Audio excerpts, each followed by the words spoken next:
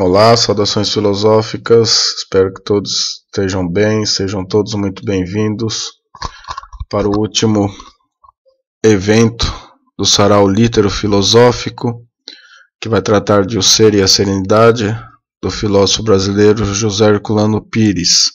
Além de ser o último evento do Sarau Lítero Filosófico, ele encerra também a etapa de patrocínio que também se desenvolveu sobre os eventos do Café Filosófico, o Sarau Lítero Filosófico.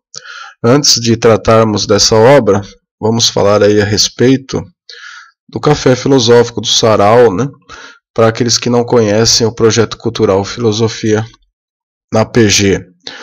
Esse projeto foi apresentado no ano 2019, ao edital número 2419, Ações de Incentivo à Leitura, e foi apresentado com 3 atividades.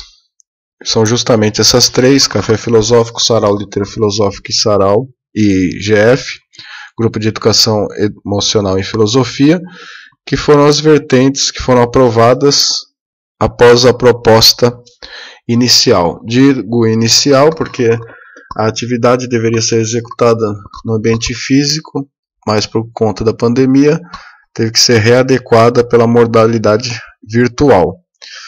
A pandemia, quando pareceu que ia regredir, nós tivemos a intenção de trazer de volta, para o ambiente físico no presente ano, mas aí teve esse agravamento, que chegou aí a picos de quase 4.000 mortes, em média, e aí tivemos que prosseguir, após a autorização, com a modalidade virtual. Por isso que os eventos estão sendo gravados e estocados nesse repositório do canal do YouTube. Então, tivemos a intenção, conseguimos executar, embora não da maneira original, todos os eventos. Vamos relembrar alguns desses eventos antes de iniciarmos o trabalho de hoje. Sobre o Café Filosófico, abordamos todos os filósofos programados, que eram 10. Cada um deles aí sendo representantes de determinados períodos, dentro das classificações aí em filosofia antiga, medieval, moderna e contemporânea. Começamos trazendo o Pitágoras, que é um pré-socrático, representante aí dos pré-socráticos, que tem muita relação com o tema da serenidade, Porque o tema da serenidade vai adentrar as questões do ser, e as questões do ser começam já na filosofia de Parmênides e de Heráclito, A unidade e a dualidade do ser, e influenciam toda a filosofia, toda a história da filosofia, passando pela medieval, moderna e até a contemporânea.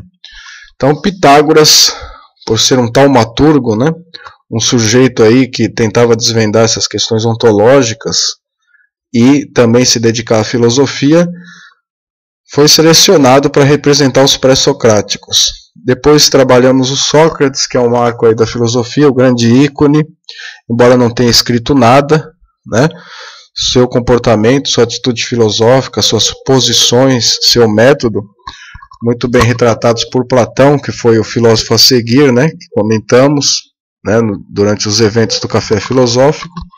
São os 3 aí, Pitágoras, Sócrates e Platão, agrupados na filosofia antiga, sendo que Sócrates e Platão aí podem ser relacionados com o período sistemático, que há todo o sistema, os escritos, as obras em Platão, ou o período antropológico, que a filosofia sai da busca, do elemento primordial lá dos pré-socráticos e vem para o homem, O homem passa a ser o centro aí, a questão moral aí trabalhada pelo Sócrates.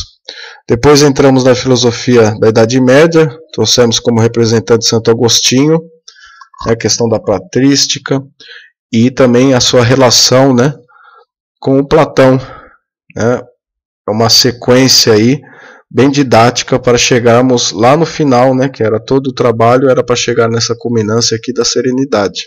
Então são filósofos que se relacionam de uma certa forma com a questão da serenidade.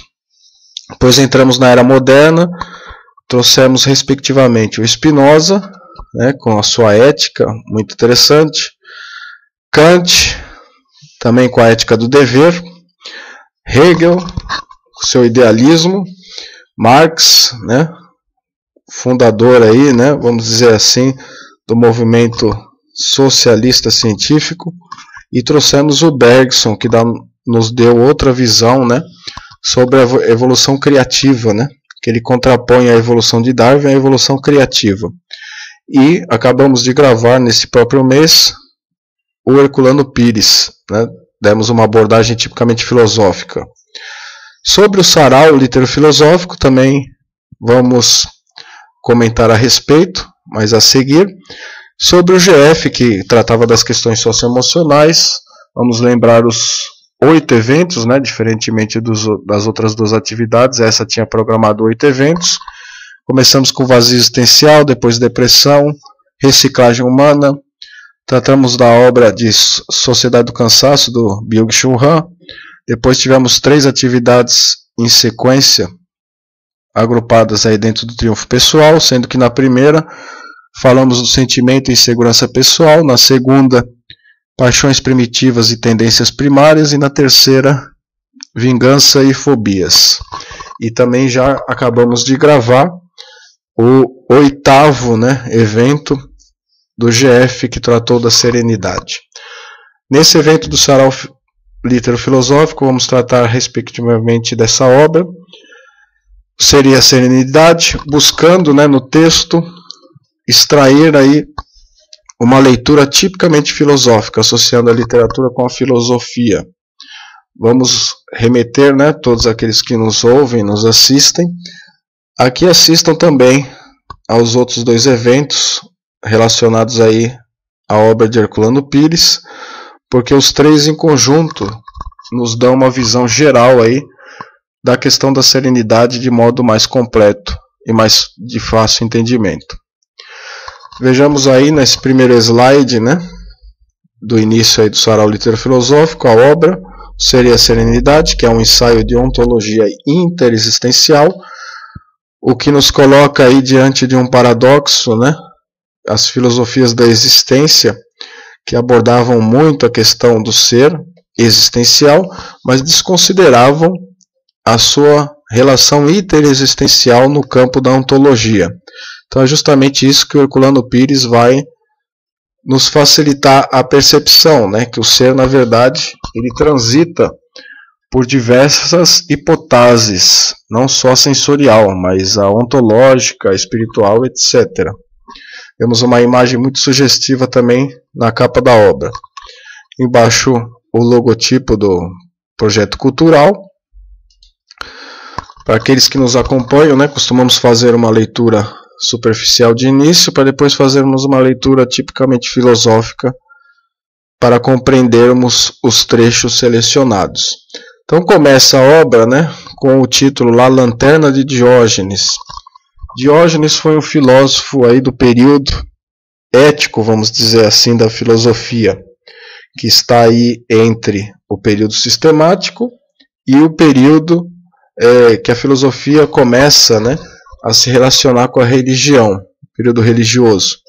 Então, esse período ético, né, que vem dentro de todo um contexto, né, tem a questão lá da cultura helenista, que começa a promover uma fusão, né, da cultura grega com a cultura oriental, né, as polis gregas, né, os gregos começam a ser dominados aí pelo Império Macedônio, de Alexandre o Grande, justamente Alexandre o Grande que vai se defrontar com Diógenes naquele episódio lá, que ele se coloca na frente do Diógenes, né, se admirando, né, da posição do Diógenes, e pergunta para o Diógenes se ele poderia fazer alguma coisa por ele, né, vendo aquela sua condição simples lá, de viver com os cachorros no barril lá. E o Diógenes diz que ele deveria se afastar, né, porque ele estava encobrindo o seu sol. Então vejam que a filosofia que o Diógenes expressa, né, que é a filosofia cínica, né, ele andava com uma lanterna para procurar aí a verdade, vamos dizer assim, é um confronto, um choque da moral do mundo com a moral do Diógenes, que desenvolve aí uma moral simplista, né? Diógenes, por exemplo, se alimentava dentro dos mercados, né? Fazia suas necessidades na rua, né? Tinha um comportamento moral aí que se chocava com o comportamento da sociedade em geral. Então ele é um grande representante aí em duplo aspecto na abordagem dessa obra. Então, nós vamos tentar aí pegar uma lanterna, né, para fazer uma analítica da vida e entender o que é serenidade, como o Diógenes tentava fazer, né, buscando aí a verdade com a sua lanterna, né? E de outro modo é também uma posição ética, né, do Diógenes, a posição cínica de colocar a sua liberdade, né, a sua liberdade que se choca com a liberdade do mundo, que é aquela nebulosa em que envolve a liberdade de todos contra nós, né, a liberdade deles todos contra nós, envolvendo aí sentimentos, aspirações, desejos, que muitos tombam diante desse confronto. Então é bastante sugestivo esse título. Vamos ler aí o primeiro trecho, né, para fazermos as nossas reflexões.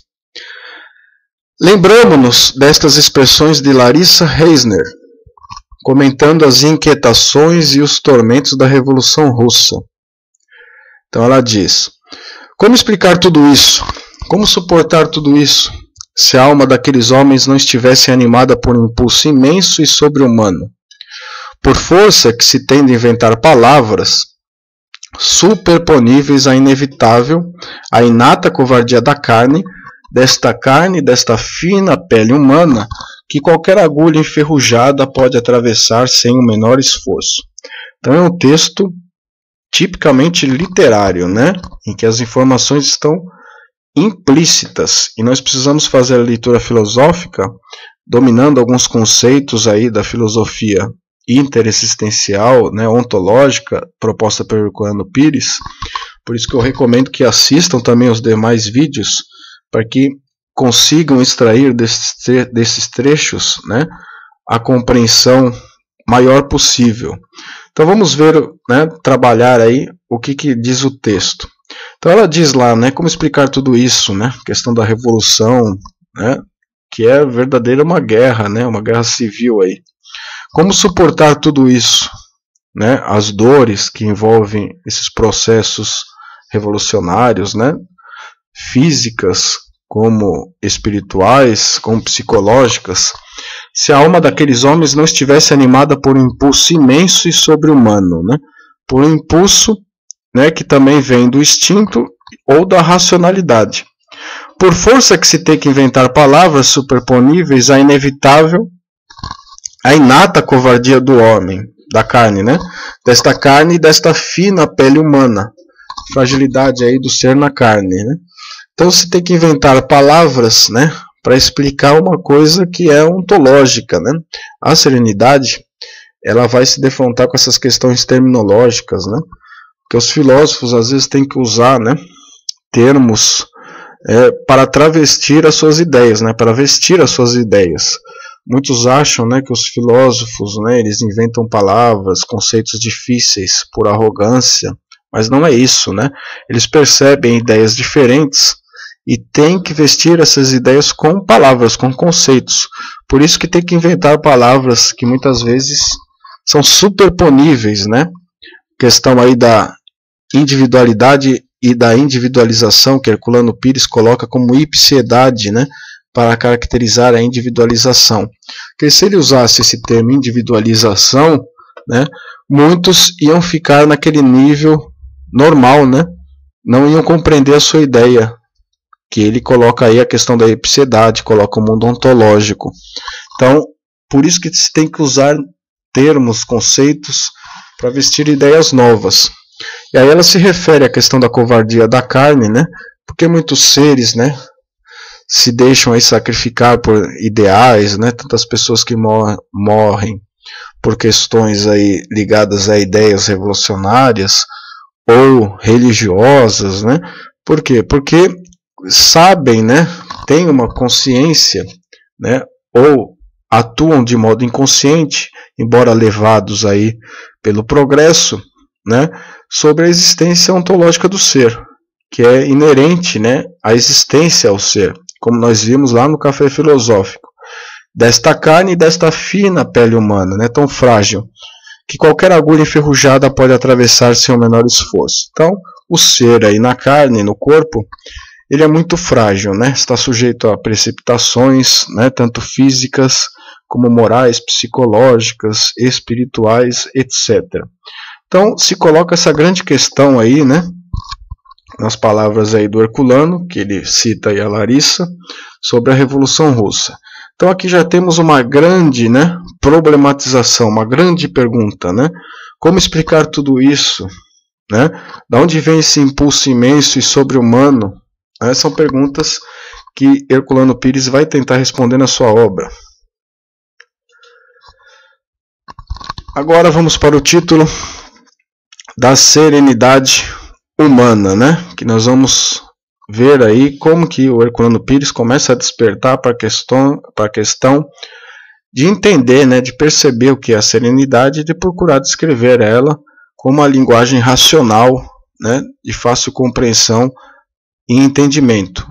E como muito, né, uma postura do existente arquetípico, que nós vimos lá no Café Filosófico, o existente arquetípico ele tem muito essa intenção, né?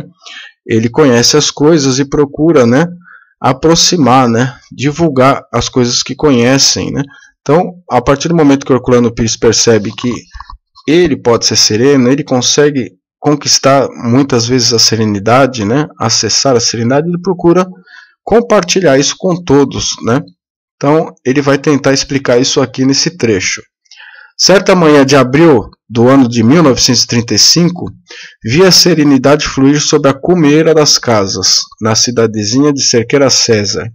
Parei na rua para contemplar o sereno espetáculo. Não era o tempo, nem o vento, nem as nuvens que corriam. Era a serenidade, essa inexprimível doçura das coisas, que fluía sobre as cumeeiras de telhas enegrecidas, tendo por fundo o céu. Nesse dia perguntei a mim mesmo por que motivo não somos serenos, mas inquietos, e muitas vezes até mesmo tumultuosos. Então ele se refere, né, a uma manhã de abril, comecinho aí da primeira parte do século XX, né, 1935, ele faz esse apontamento, que ele viu a serenidade, né, fluindo sobre a cumeira das casas, aquela beirada das casas, né, das telhas ali, né. Mas como a serenidade estava colocada ali, né? E numa cidade aí modesta, cidadezinha de Cerqueira César, interior de São Paulo. Então ele diz que parou na rua para contemplar o sereno espetáculo, certo?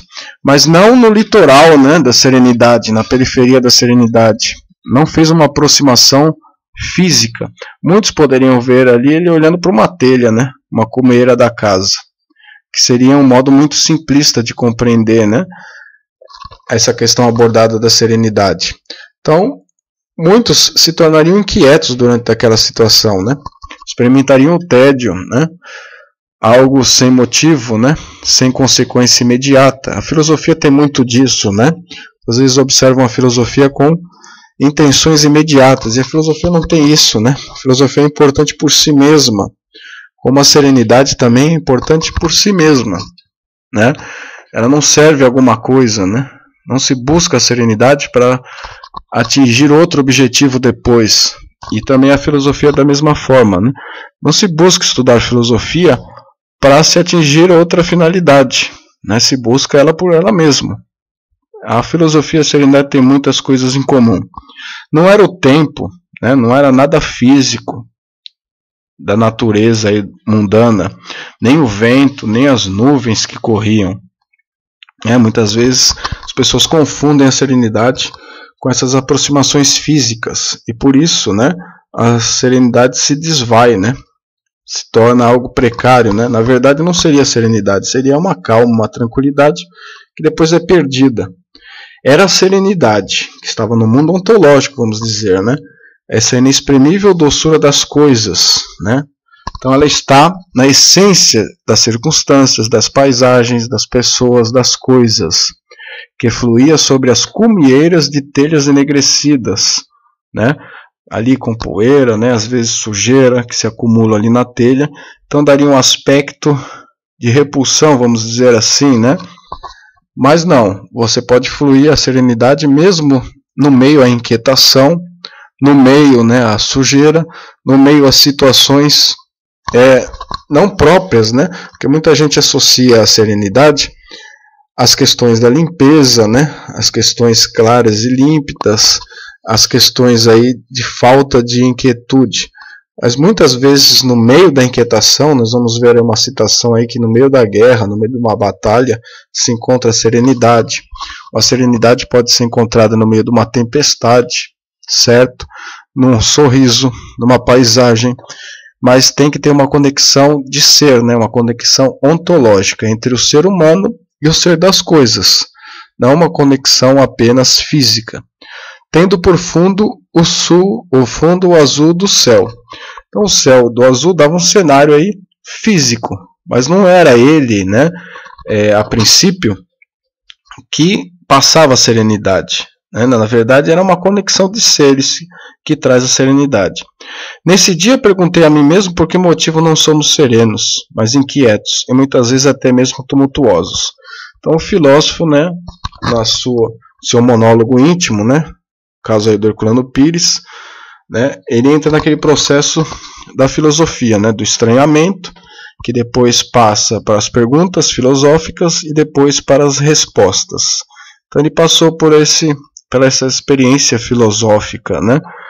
Se perguntou por que nós não, depois de estranhar, porque não somos serenos, mas inquietos, muitas vezes até tumultuosos. Então, baseado nessa pergunta, que ele vai desenvolver também a sua dissertação aí, né? Que está aí no livro O Ser e a Serenidade. Muitas vezes, né, antes de a gente prosseguir, cada um de nós tem uma maneira própria de encontrar serenidade, né? Por exemplo, né, muitos ali fazem uma conexão entre o seu ser e o ser do ventilador, né? O ventilador ligado lhe traz serenidade, porque é uma conexão ontológica, né? Não é apenas física. Muitos veriam nessa relação, né, o sujeito ali gostando ali do vento, mas não é isso, né? É uma questão ontológica. Por isso que nós temos que usar muitas vezes palavras superponíveis para explicar algumas coisas que fogem aí, né, à percepção mais direta. Então, muitas coisas estão aí no mundo ontológico e nós precisamos da razão, que é aquele instrumento, aquela ferramenta que nos dá acesso a essas sensações, a esses sentimentos, a essas experiências que transcendem o ser humano, da serenidade humana. E aí vai vir aquela questão, né, que eu mencionei há pouco, né, a questão aí da guerra. Lembro-me do Príncipe André de Guerra e Paz de Tolstói, caído no campo de batalha de Austerlitz, e descobrindo no alto a serenidade do céu. Suas palavras são as de um homem que a si mesmo se encontra nas coisas, mas não propriamente nas coisas, e sim na serenidade das coisas. Ouçamo-las. Como se explica que eu nunca tenha visto um céu tão alto? Como me sinto feliz de tê-lo finalmente descoberto? Vejo que é muito expressiva essa passagem, né? Que fala aí do Príncipe André, na obra Guerra e Paz de Tolstói, que cai ali no campo de batalha, né? Uma guerra aí em Austerlitz. E aí ele, a partir dessa precipitação, né, porque é inerente ao ser a precipitação, a queda e a ascensão, esse personagem vai desenvolver isso, e descobrindo no alto a serenidade do céu. Então foi preciso ele cair, né, se precipitar, no caso aí fisicamente, mas também tem as precipitações morais, espirituais, psicológicas, as quedas, né, dessas naturezas, que fazem com que os seres percebam, né, e muitas vezes alcancem a serenidade no meio ao tumulto, à inquietação, às dores, né, as sensações ruins, etc. Então ele percebe o céu. Só que não é uma percepção, né, sobre o céu, né, é uma conexão que ele estabeleceu com o ser das coisas. Suas palavras são as de um homem que a si mesmo se encontra nas coisas. mas não propriamente nas aparências das coisas, né, vamos dizer assim, nos objetos, nas paisagens, e sim na serenidade das coisas. Então as coisas, as circunstâncias, os objetos, eles possuem uma existência, uma natureza enquanto ser. E essa conexão do ser humano, né, do ser, essência do humano, que se conecta com o ser das coisas e que traz serenidade. Então aqui é uma citação, né, direta, que isso fica mais claro. Como se explica que eu nunca tenha visto um céu tão alto?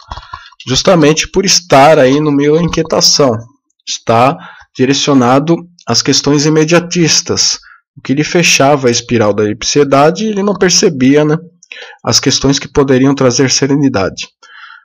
E depois de experimentar, né, como me sinto feliz de tê-lo finalmente descoberto, embora às vezes não tenha descoberto de modo consciente, né, tenha só experimentado a sensação da serenidade. O interessante é quando você não só tem essa sensação, mas quando a conhece conscientemente. Agora outra citação interessante, né, que vai nos preparar para o final, né, que no final nós vamos ter um texto um pouco mais complexo, espero poder passar isso bem claramente, mas precisamos de todo esse preparo, né, para nos acostumarmos aí com as ideias que eu pretendo desenvolver ali no último texto. Então, da queda na serenidade, né? Como eu disse, a queda é inerente ao ser, né? Na linguagem religiosa, Adão cai lá na questão do pecado, Paulo de Tarso cai, né, na estrada de Damasco. Então, a linguagem religiosa é farta em dizer isso, né?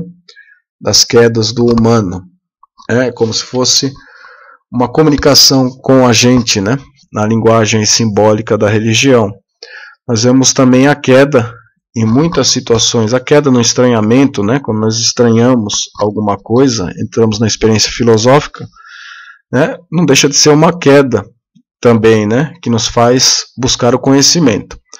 A mais bela explicação desse processo, né, a questão da serenidade, dessa busca, talvez esteja neste pequeno trecho de Charles Morgan, em A Fonte. E aí ele vai diretamente ao texto.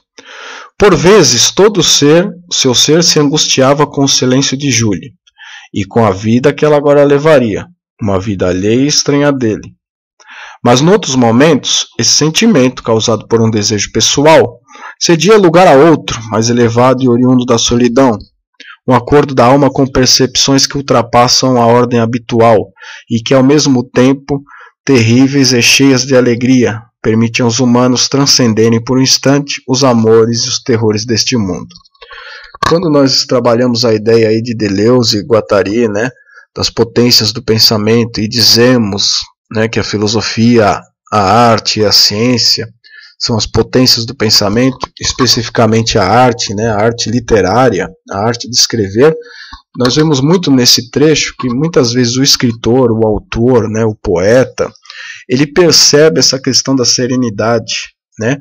Ele passa pelo litoral da serenidade, às vezes não a compreende de modo racional, de modo filosófico, mas experimenta essas sensações. Então ele coloca um exemplo muito característico disso, né? Analisemos detidamente o trecho. Por vezes, todo o seu ser se angustiava com o silêncio de Julie. Então nós vemos isso muito nos relacionamentos, né?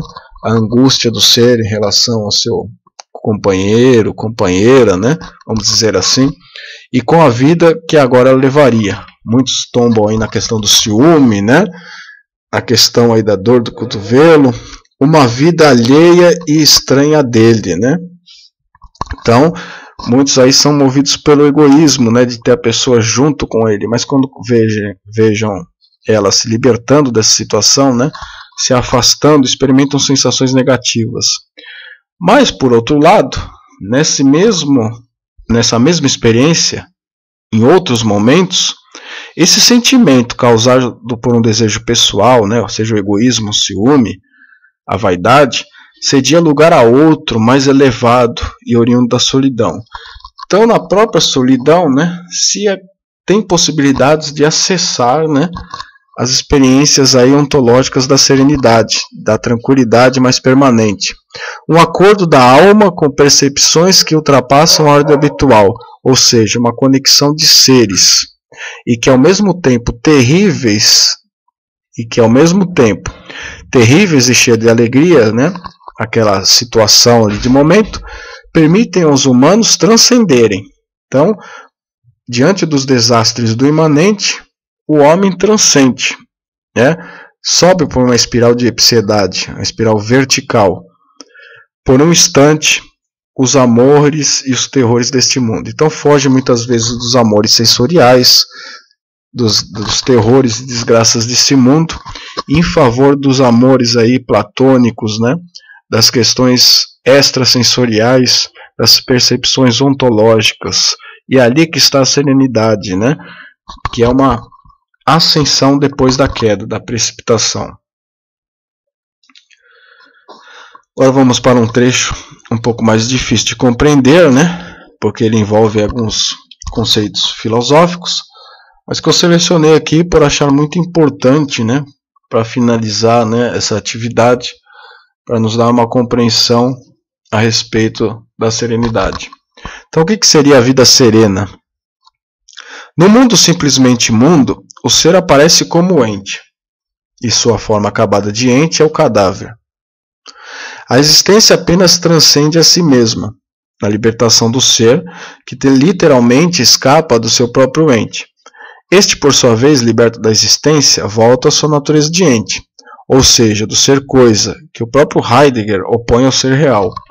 Temos assim que o ser do ente não pode ser confundido com o próprio ente, e podemos ir mais longe, verificando que cada ente, como coisa, é um útil para o seu próprio ser. Mas então aparece claro que o corpo tem o seu próprio ser, que não é o ser humano, mas o ser coisa.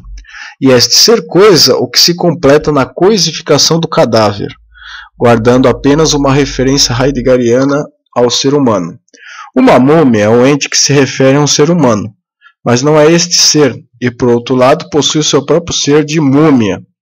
A múmia, como todo cadáver, tem a serenidade da coisa, mas não é a serenidade do ser, que só pode existir no próprio ser liberto da múmia, que prossegue o seu desenvolvimento na espiral da serenidade. Então é um trecho um pouco complexo, né, que envolve aí conceitos filosóficos. Vamos procurar aí fazer a leitura tipicamente filosófica, né, analisando por trechos e tirar algumas reflexões importantes. Então o Herculano Pires lá coloca o seguinte: no mundo simplesmente mundo, que é esse mundo, né, que nós vivemos, o ser aparece como ente. Aqui nós precisamos saber, né, o sinônimo, né, o que esses filósofos querem dizer quando falam ser e ente. O conceito de ser a gente pode relacionar aí com a questão da existência. O ser existe. O que é alguma coisa antes de ser o que é. Diante dessa pergunta gramatical, que desenvolve também uma pergunta ontológica, nós percebemos que o que é, antes de ser o que é alguma coisa. E sendo alguma coisa é o ser. E o ser existe, né? Ele existe, é algo que tem uma existência.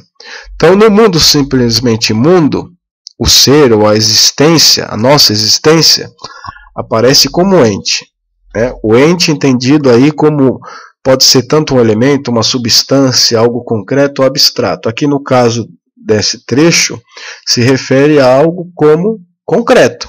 Vejam só, no mundo simplesmente mundo, o ser, a existência, a nossa existência, aparece como ente, né? Seja no ser humano, né? Nós somos individualizados como ser humano, mas também tem uma questão do ente abstrata, não só a concreta.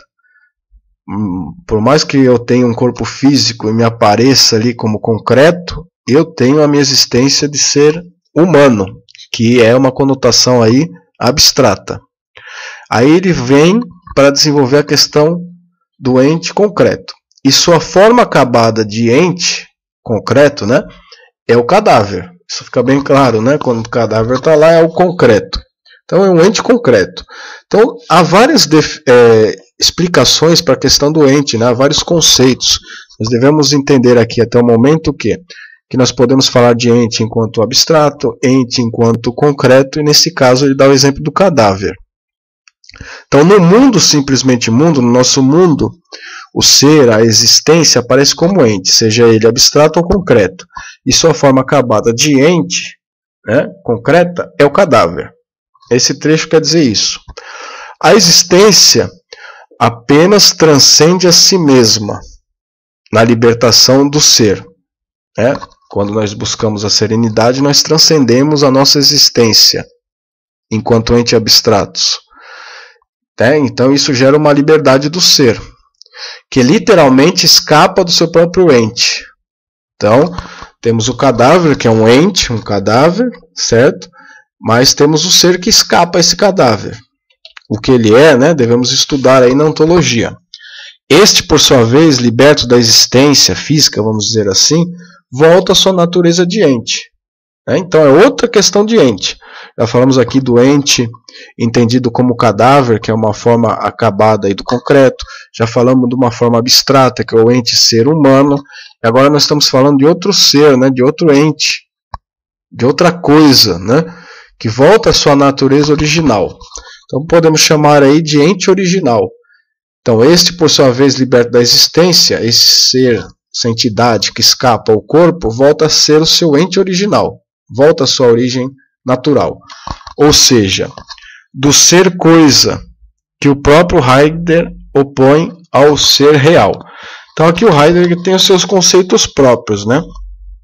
O ser real, né, ele é o ente na sua natureza, e o ser coisa, né, ele é algo abstrato. Né? Aqui o Heidegger ele se coloca numa posição de que ele diz o seguinte, ó, este, por sua vez, liberto da existência, esse ser que escapa ao corpo, né, ao ente-corpo, volta à sua natureza de ente, certo? Ou seja, do ser coisa. Heidegger não consegue definir muito bem o que seria esse ser coisa, né? Que seria aí um ente abstrato que escapa ao corpo, que o próprio Heidegger opõe ao ser real. Então o Heidegger visualiza, né, duas situações, né, o ser coisa e o ser real. O ser real seria o ser original, e o ser coisa é uma coisa que ele não consegue definir muito bem, mas que ele percebe. Heidegger é bem complicado, né, nesse sentido. Temos assim que o ser doente, né, todo ente tem o seu ser, né, ser doente, a palavra doente, né, ser doente. Então quando nós temos um ser humano lá doente, né, já a própria palavra doente já diz, né, que dentro do ente nós temos o ser, né? A essência do ente é o ser. Temos assim que o ser doente não pode ser confundido com o próprio ente. E podemos ir mais longe, verificando que cada ente como coisa é útil para o seu próprio corpo. Aqui é muito interessante também, ó. Então ele vem com a seguinte, né, explicativa. Temos assim que o ser doente, aquele que anima o ente, né, não pode ser confundido com o próprio ente.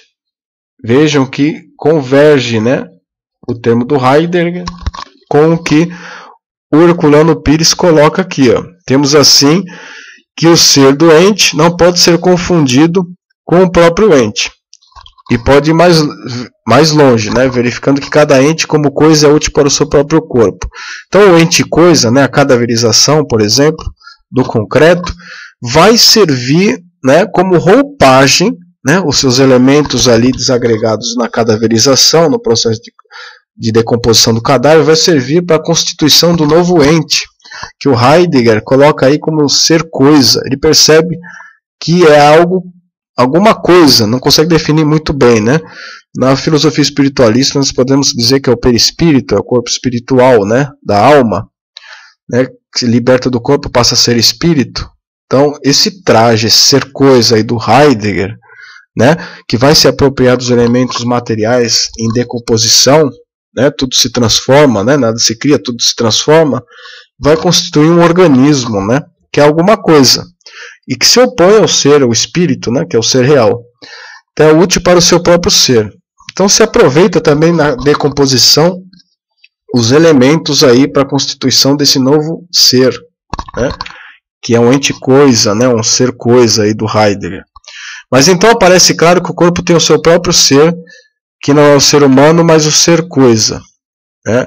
Então o corpo tem o seu próprio ser, que são esses elementos, né, que vão tornar o ser coisa, né, alguma coisa lá na decomposição, que ele distingue, não é o ser humano. O ser humano é outro conceito de ser, né, mas o ser coisa. E é este ser coisa o que se completa na coisificação do cadáver, foi o que eu expliquei na decomposição, guardando apenas uma referência heideggeriana ao ser humano. Então, na existência, o ser se completa na coisificação, né? Nas filosofias da existência, vamos dizer assim, né? Então, nós vemos que, na verdade, se completa só uma parte do ser, né?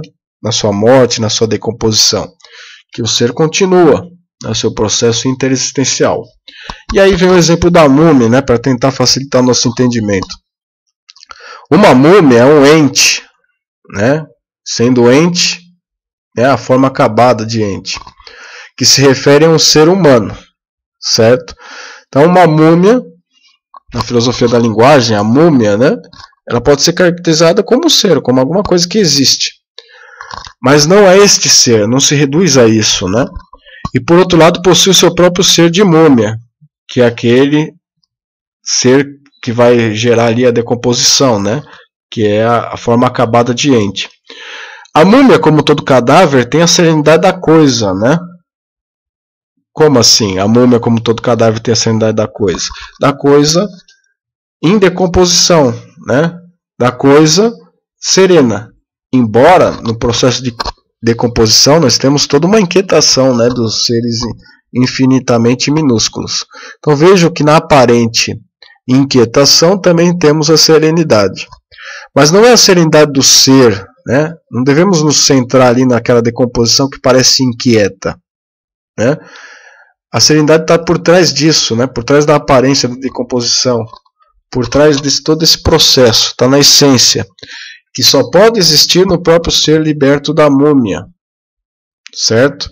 Então existem dois tipos de serenidade: a serenidade que se esconde atrás das aparências, que está na essência das coisas, e a serenidade que está no ser da coisa, por exemplo, que vai junto com aquele ser liberto do cadáver, que prossegue o seu desenvolvimento na espiral da serenidade, que vai continuar o seu desenvolvimento interexistencial, buscando cada vez mais a serenidade. Então, é um trecho muito complexo de definir, né? Porque ele nos traz aí uma linguagem tipicamente filosófica, mas o importante aqui, né, é que se pegue alguns trechos, né, dessa exposição, dessa seleção da citação que eu acabei de colocar e que nos provoque algum tipo de reflexão, né? Essa é a intenção, né? Devemos voltar várias vezes no texto para compreendê-lo melhor. Que é a referência, coloquei aí, Herculano Pires, Ser a Serenidade, que é um ensaio de ontologia interexistencial. Então, dessa forma, né, encerramos toda a nossa trajetória aí, que durou aí mais de um ano, do projeto cultural Filosofia na PG. Agradeço a todos que nos acompanharam, né? Continuem nos seguindo aí nas redes sociais, acompanhando nossos canais, participem do sorteio, sempre lembrando que se encerra uma etapa, né, de todo um desenvolvimento aí patrocinado, mas vai prosseguir o projeto Filosofia na PG, né, com outras atividades, né, de um modo, com uma outra rotina, né, com uma outra perspectiva. Vem aí os podcasts, né, os textos do blog, as aulas, né, e, se Deus quiser, outros eventos. Espero que todos tenham feito suas reflexões durante todo esse processo. Agradeço e até uma próxima